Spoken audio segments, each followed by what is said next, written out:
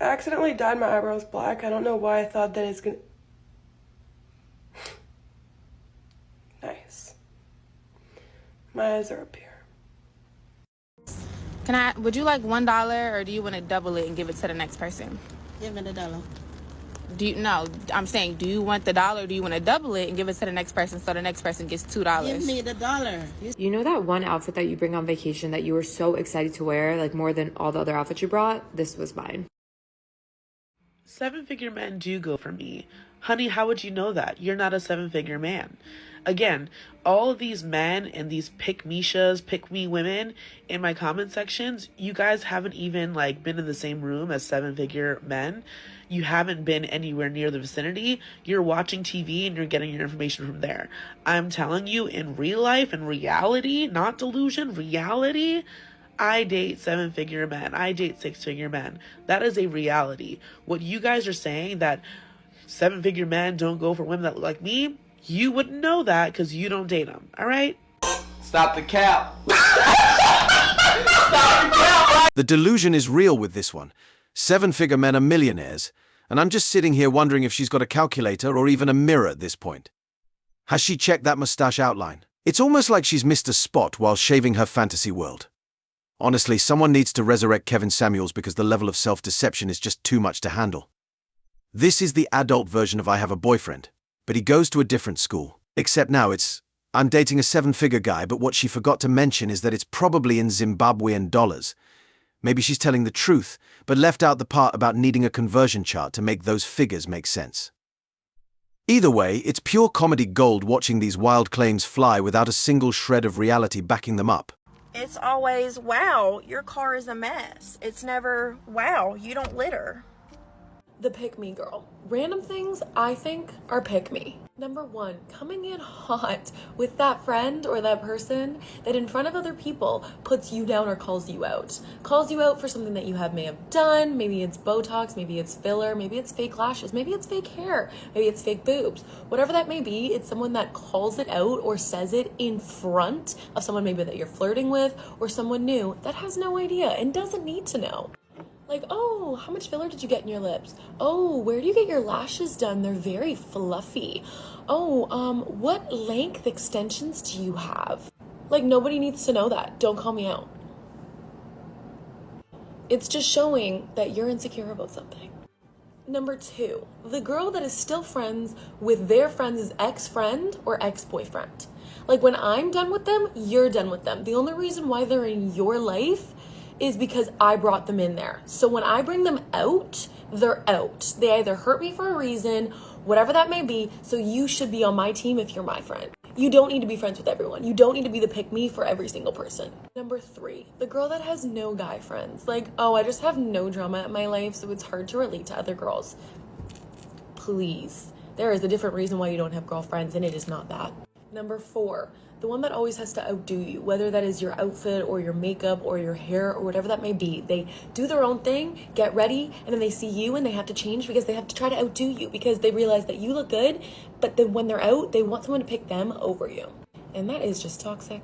And last but not least, the one that calls you out for absolutely every little thing. They are so drawn and attentive to what you're doing to find the littlest thing that you do to call you out in front of other people. It's like you're at a bar and maybe some guys bought you guys drinks and you're taking a shot and you have to chase and she didn't. So she's like, oh my God, you had to chase that? That's crazy. Like, yeah, girl, some people have to do what they gotta do, okay? You don't need to call me out for every little thing.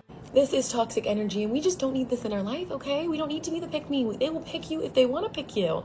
Be you. I wouldn't call this being a pick-me girl if. This is just the fierce competitive nature of women on steroids, thanks to our lovely feminist culture.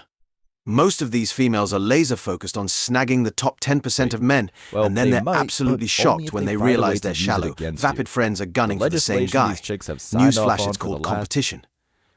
Do the math for every rich, tall, and handsome man out there. You've got at least 1,000 hot 304s lining up to get with him.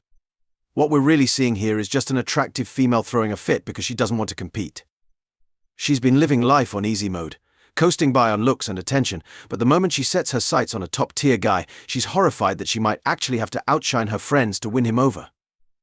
It's like watching Game of Thrones 304 edition, where the last thought standing takes the prize. And here's the kicker, this whole drama just proves what we've been saying all along, these top guys are getting shared around. Once one of them hooks up with one girl, he's got easy access to the rest because let's face it, they're all petty, backstabby, and ready to throw their so-called friends under the bus. The cherry on top. This just highlights how with modern women, the concept of real friendship is as mythical as a unicorn. They're mostly frenemies, ready to tear each other down for a shot at the top prize. And when they do bond, it's usually over some shared trauma or in a desperate bid to keep their feminist privileges intact, like making sure the child support robbery stays strong. There is a question going viral on TikTok right now that asks, would you rather be alone in the woods with a man or a bear? And a considerable number of women said they'd rather take their chances with the bear. I'm going with the bear also because, yes, the bear will not shoot me. He's not going to go. True. Yeah. Well, Wolfie, in reality, a bear would rip your guts out in seconds. But of course, your man-hating ass, just like the rest of those low-IQ toxic feminists on TikTok, is not capable of comprehending reality.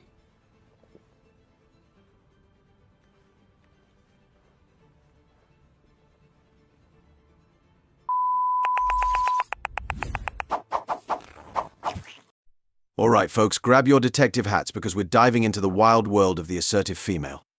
Picture this, men are making a break for the exit like it's a fire drill. And what's the solution from the ladies?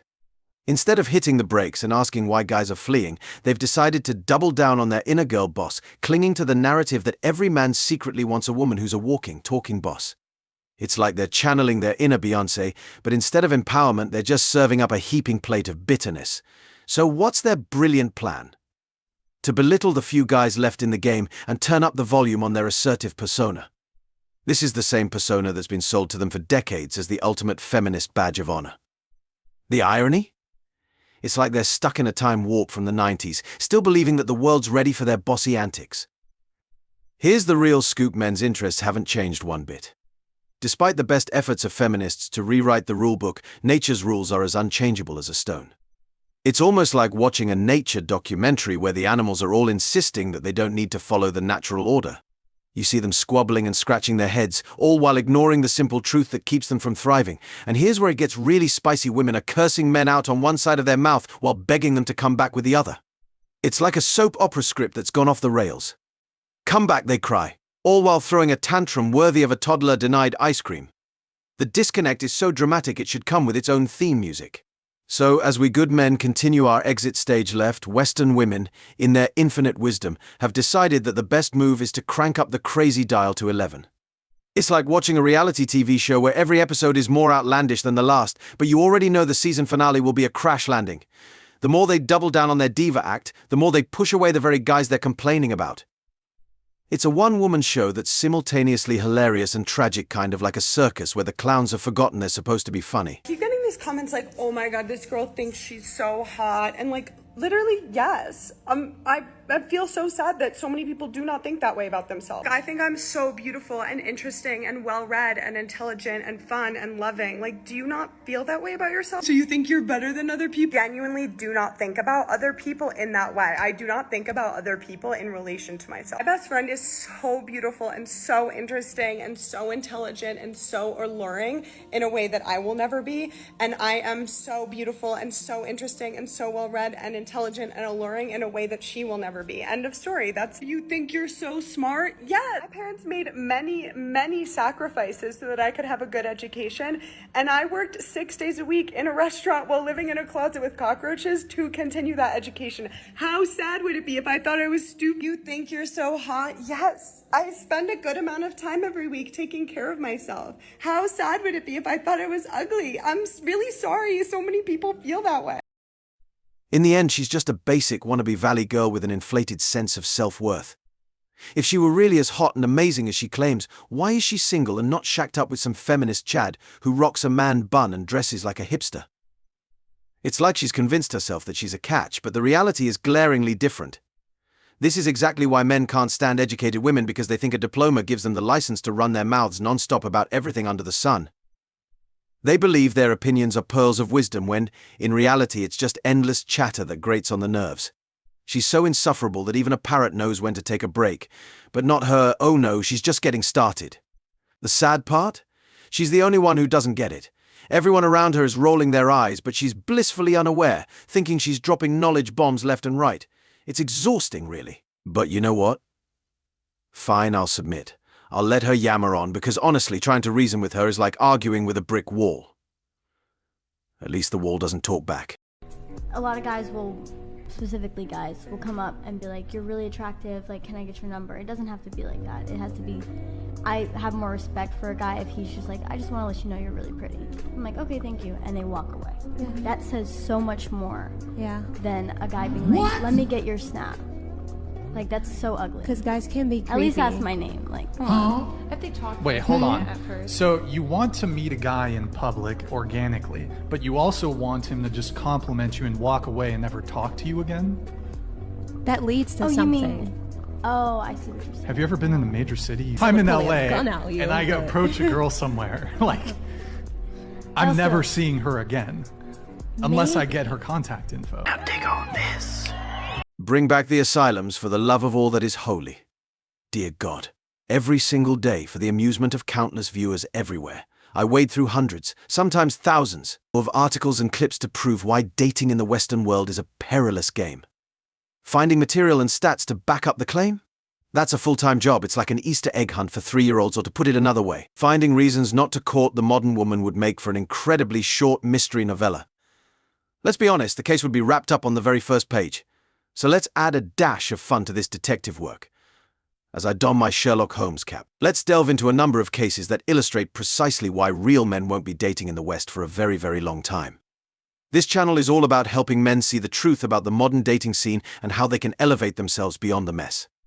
Grab your magnifying glasses, gents, because it's time to crack the code and reveal why the search for genuine connection has turned into a wild goose chase. Ready to explore the dating drama? Let's go. Why are you so worried about what another woman's doing with her body? What's because if I'm gonna marry you and I'm gonna have sex with you and I'm gonna do intimate things for you and I'm gonna pay for your nails and take you on trips and spoil you and you're gonna be my queen, why the do I want other niggas inside your fucking mouth? Are we committed? Are you? Yes, we committed. I just said you're my queen, right? I don't know. I'm single till I'm married. You single till you married. You don't sound like very submissive to me. Do you know how to cook and clean? I do, but my submissiveness is earned. It's not given freely. Okay, so do you expect a man to pay for your bills when you ain't did? There's a difference between dating and my man, right? Okay. My man has earned my submission. So for him... What does earn mean? Does earn mean like transaction? Not exactly, no, but that doesn't mean that that's not involved. I'm not paying for your submission. Go to the left, man. Elementary, my dear Watson. Purely elementary. You told me behind the scenes that you have a wife of 4 years and a kid. Yeah. Do you trust her? Absolutely. How far away of home are you? We're about 3-4 hours. So basically, are you down to see if your significant other is on any dating website right now? Yeah, absolutely. While you're gone? Absolutely. What's her name? Allison, 27. Put over her face? All right. Do you think she would ever be on Tinder? Fuck no. Fuck no. I mean, y'all have a kid together. She's never gonna do it. Yeah, no shot. Are you ready to see?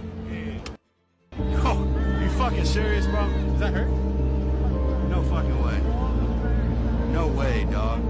Yeah, that's actually her. Bro, are you fucking for real? She's under another name, though. She's under another name. She's under another name. Bro, she ain't even under Allison, dog. She has a photo with your kid on it. Bro. Fuck, bro. Alright. You okay, bro? Yeah.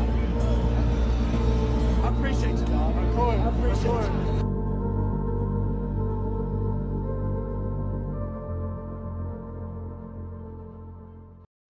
Ah, the mystery of the missing man, one that feminists might find tangled and perplexing, but it's actually quite straightforward for the rest of us. Here's the deal: every time modern women crank up their list of demands, their own value takes a nosedive. It's like the world's worst marketing strategy. Imagine this: a seller decides to raise the price of a product. Sure, some people might still buy it, but if the product is broken and the price is jacked up tenfold, soon enough, nobody's lining up to hand over their cash. This is exactly what's happening in the dating world. The result? Each new generation of men is seeing a significant drop in interest when it comes to dating and marriage in the West, about 25% less, to be precise. Women often say things like, So what if I have a high body count and my lifestyle is pricey?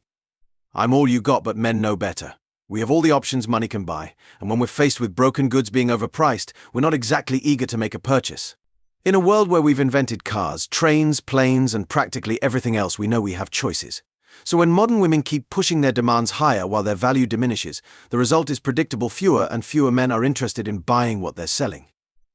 The market's not interested in overpriced, broken goods, it's looking for value and reliability.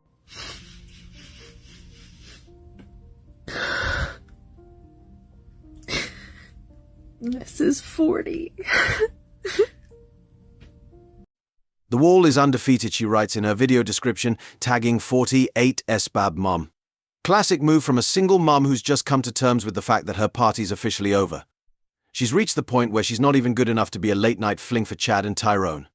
Ouch. It's all fun and games to flaunt independence and claim you don't need a man until reality hits and the clock strikes midnight. The fairy tale turns into a pumpkin, and suddenly the only thing left is the cold, hard truth: the fun is over. Humility is the princess act has worn thin, and now she's left trying to figure out where her fairy tale went wrong. Western women use. The party's over, both will and guess lead them what? to marriage with a, the wall doesn't do guest lists or RSVP. As the sparkle fades and the reality of life post-war settles in, the princess fantasy is replaced by a harsh, unfiltered view of life. Because when the clock strikes, it's not just about losing the glass slipper, it's about facing the fact that the ball is over, and the only thing left is the undeniable truth. As always, I wish you tremendous success. Now it's your turn, what do you think? Drop your thoughts in the comments below. If you found value in this video, hit that like button, subscribe, and ring the notification bell so you never miss an update. Leave a comment and share this with others. See you in the next video. Until then, take care.